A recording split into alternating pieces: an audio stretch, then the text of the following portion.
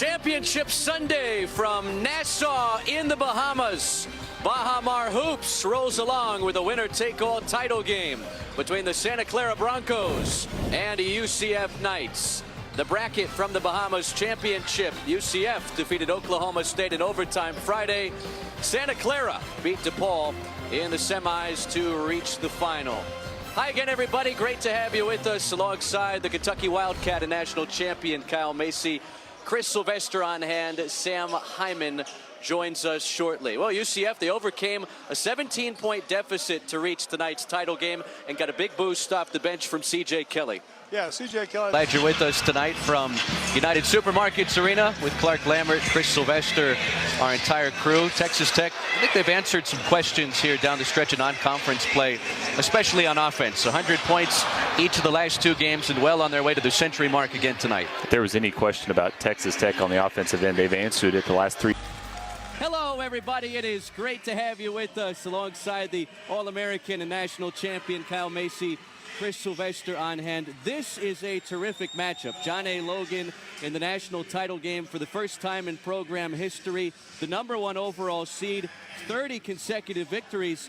Meanwhile, Northwest Florida State, they won this tournament last year, and today a chance at their third championship in the previous 8 seasons. Yeah, two really good teams because of three. Travel that time. Horton finds Hendricks, and he thunders it through. The spin and the slam from the freshman. Napier fires again, puts it in. Another 3 for Shabazz Napier. South Carolina State back within single digits. Oh, Banner, he's feeling it, and he knocks down another one. Alton.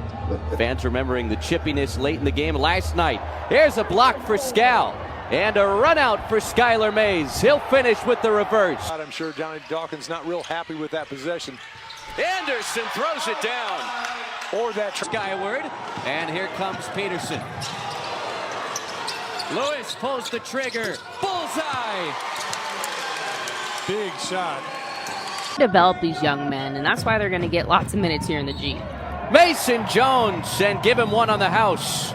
10th tie of the afternoon between these two teams. There have been 9 lead changes. Simpkins explodes to the rim and thunders it down. And a timeout taken by Northwest Florida State. The freshman with a monster flush. Oklahoma State by 3, inside of 2.5 minutes. Gibson drives again. This time he bounces to Bynum. And he puts it in. tough shot. Bynum drills the game-tying triple. No hesitation from the redshirt freshman. Hoped he'd beat. Daniel Bacho drops the hammer. Going to come back. Jones for the tie. Si, senor! Yeah, when Mason Jones gets hot like this, he doesn't miss many shots. Handle. Hendricks has to hoist it up, and off the back rim, an offensive rebound taken away. 6 seconds. Here comes Anderson from the line to the lane, lobs to Cisse. He juggles, and we have overtime. Missed the second. The door is still open for Northwest Florida State. Nyblack stops and starts. Dishes to Pryor. He backs up for the tie, and he missed it. For the first time in program history, John A. Logan, the NJCAA National Champions. We welcome you back to the Bahamas Championship third place game from the Baha Mar Resort. Glad you're with us. Strong start for Oklahoma State. They lead DePaul. Chris Sylvester with Kyle Macy. The Cowboys exploiting some of DePaul's depleted inside. Demons dealing with a couple of injuries down there. Already 14 paint points for Oklahoma State. Yeah, Oklahoma State really trying to push transition baskets and just pound the ball down low. As you said, DePaul just kind of undermanned with all the injuries. And once you get those things going, you get that sticky defense going, all of a sudden other things start going, and that's the outside shot. Oklahoma State only 29% the last game. They're shooting right now at 69% from the field. So all things going their way to have the 21-5 lead. Oklahoma State plus 10 in paint points early. DePaul was outscored by 20 in the paint. in an 8-point loss in the semifinal round against Santa Clara on Friday. That man, Javen Johnson, was putting in more than 19 a game before the semifinal loss on Friday. DePaul's going to need him to pick up the pace. Bryce Thompson launches from the elbow and connects. Thompson, they look for him to score. He's got that scorer's mentality. Sometimes his shot selection not real good, but if he stays under control like that, he can really help the Cowboys coming off that 2-man game. 2 points on 1 of 9 shooting for Thompson on Friday. Already his second field goal of the early going, and Tyreek Smith gets his hand in the way of Jalen Terry's layup attempt. Well, it's really tough if your opponent trying to get to the rim with Cisse and Boone and Smith all in the low post. Excellent shot blockers. You're better off trying to pull them on the dribble, pass to a teammate, or just throw that floater up there earlier to get it over the top, because they jump almost out of the gym, looks like. DePaul has missed 10 of its first 12 shots from the field.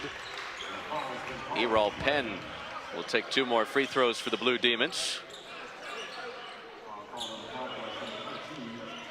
Well, Oklahoma State is DePaul's first Big 12 opponent since the Blue Demons played Texas Tech in December of 2019. There is a Big East Big 12 challenge, but DePaul not part of that this season. Oklahoma State will take on UConn December 1st. Part of that Big East Big 12 challenge.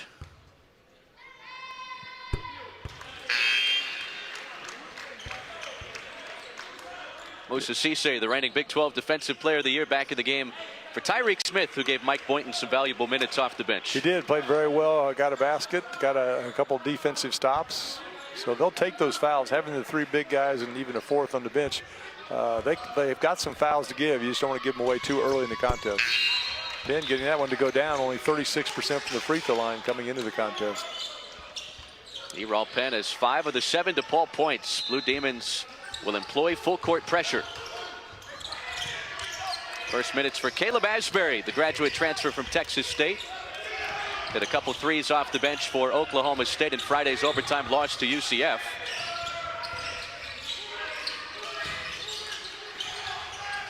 Asbury has it taken away. Ahmad Bynum the steal, and Bynum lays it in. Nice move by Bynum, going to the opposite side of the rim, kind of uses his protection so he couldn't get his shot blocked. Ahmad Bynum, redshirt freshman from Chicago, matching his Friday point total. Played 14 minutes against Santa Clara. Already 6 points for Bryce Thompson. Yeah, got his feet under him again. Good balance, got the shot to go. Another quick trigger from Javen Johnson. He's missed his first 2 attempts from deep.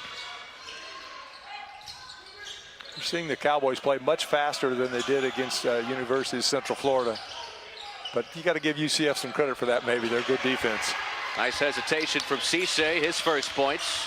Yeah, Cisse's just getting better and better each year. You know, he's only a junior, played his first year at Memphis, then transferred.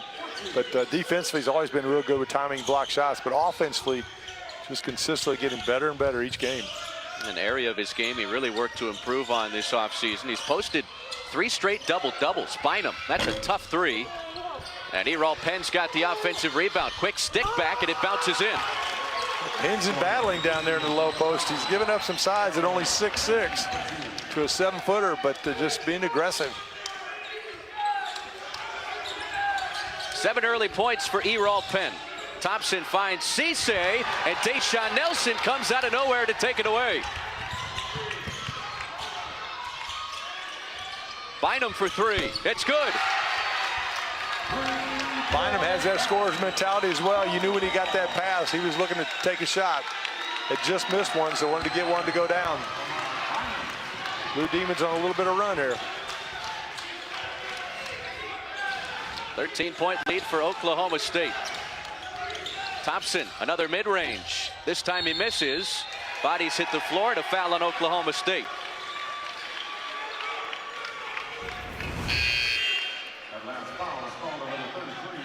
Real nice pass down low, but Nelson reads it from the weak side and with the 2 hands blocks it, and then it gets the transition basket for DePaul, and Bynum just to pull up. Nice rotation, nothing but net. Tony Stubblefield, second season as the DePaul head coach. Longtime assistant. He was on Lou Henson's staff, Mick Cronin's staff, Dana Altman's staff. He's learned from some of the best. Yeah, definitely has. The Chicago native said this job was a perfect fit for him. DePaul 15 and 16 last season. Gibson down the chute, high off the window and in. Yeah, that's the floater you got to put up there. Boone was going to try to go for the block, but just got it up quick enough and high enough. Didn't have a chance to knock it back. So 7 straight rattled off by the Blue Demons of DePaul. Now all of a sudden, see the Cowboys just kind of standing around. It didn't have near as much motion as they did earlier in the half. Shot clock into single figures. And Anderson on the pump fake draws the reach-in foul from Javen Johnson.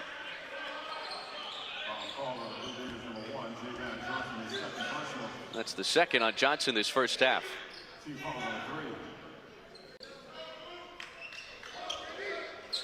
Cowboys going a little smaller lineup too. Basically 4 guards out there. And Boone. Boone backing down Penn. Nice move to get around Penn. Might have got away with a little hook on that spin. 8 first half points for Caleb Boone. Senior from Tulsa. Eral Penn hits the 3. He's feeling it. Inside, outside, a little bit of everything. Already double figures for Penn. He's got 10 points. John Michael Wright, another land.